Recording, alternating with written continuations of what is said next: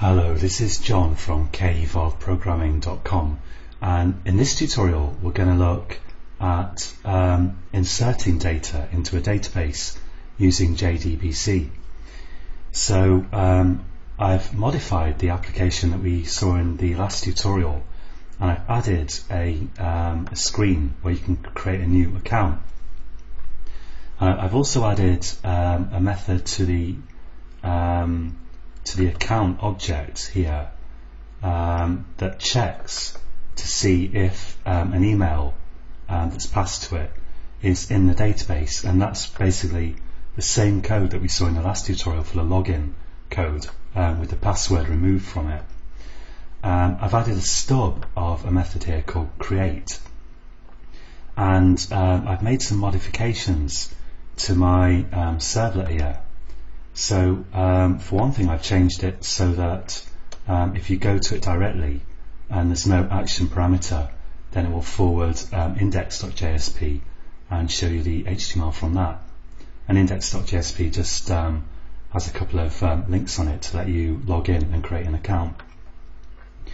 And I've also added more code to this. So we've now got this create account.jsp, and it has a form on it. It's basically the same as the login.jsp, except that there's a repeat password field, so you can type the password again, because the idea is if you're creating an account, you want to make doubly sure that the users type the password that they really think that they have typed.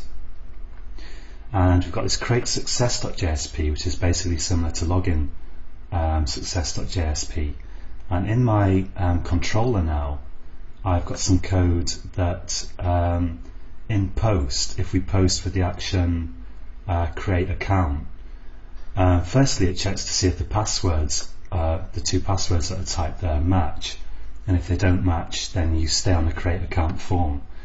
Then we create a user bean, as we've seen before, and we validate the user bean. If that doesn't validate, again we'll stay on the same page and output an error message there.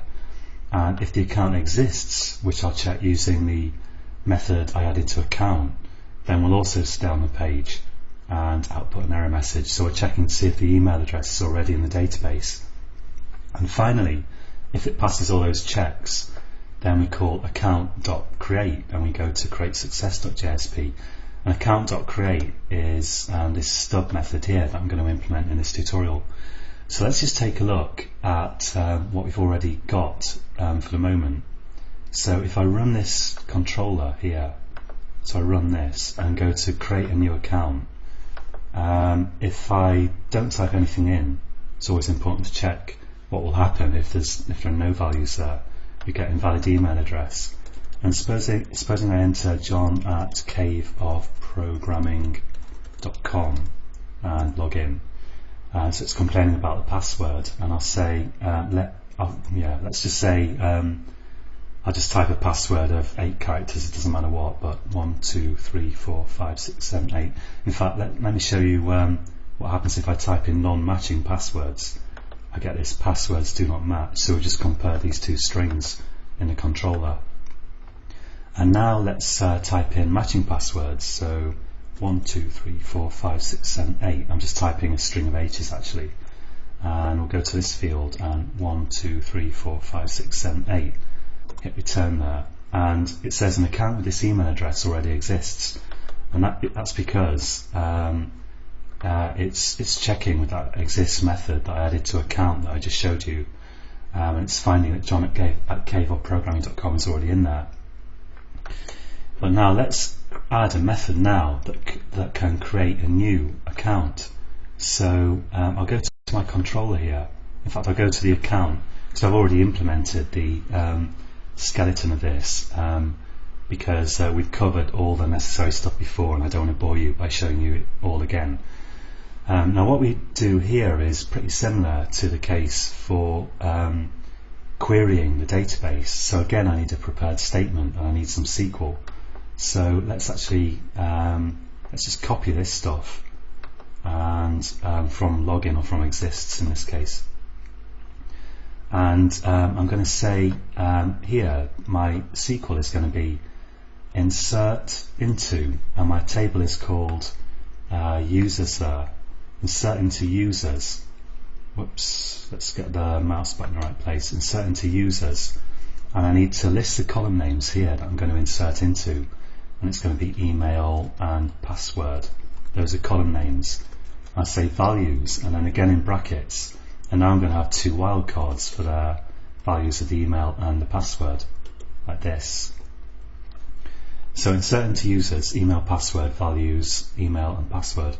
And once I've got that, I can prepare my statement as before in the last tutorial, and then I can set the strings for this email and the password. So here I'm setting the string for the email, it's at index 1, and let's set the string for the password, which is going to be at index 2, because it's the second wildcard here in this SQL. And I'll say password. And now I should be able to call statement.execute update down here. And that's going to throw a SQL exception if it doesn't work, and we're handling that in controller.java. So the final thing I need to do now is just close the statement.close, and hopefully that should work. So I don't think I've missed anything out. Let's take a look. So I'm going to go to my controller here and run it. And let's go to create new account, and I'll type an email address. Let's type johnwpurcell@gmail.com, and I'll type a password here. Let's say hello there, and password here, hello there, and click login, and it says account created with email. So this is just echoing back the email. I haven't actually stored this information in the session, although in a real application you probably want to store the username or the email address in the session now. But this is just using an attribute. And now let's go to my database and do select all columns from users, semicolon.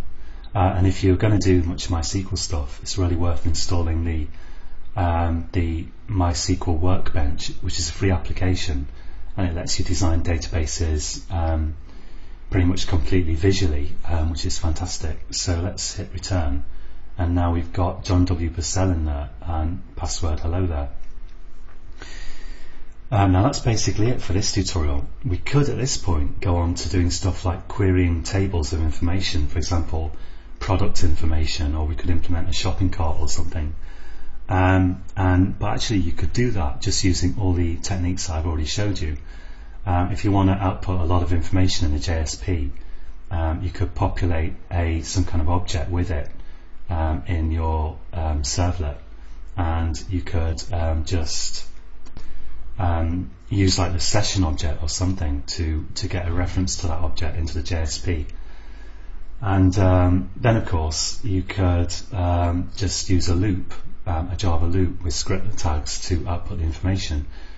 So up to this point now, we've basically seen, as far as I can think, everything that you would need to implement successful web applications.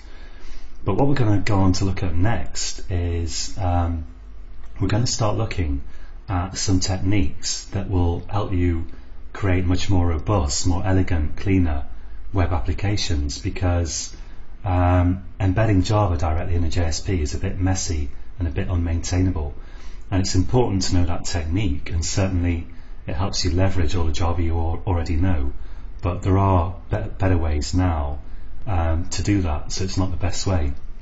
So in the next tutorial we're going to start looking at some more modern techniques for doing this stuff. So join me again next time, and until next time, happy coding.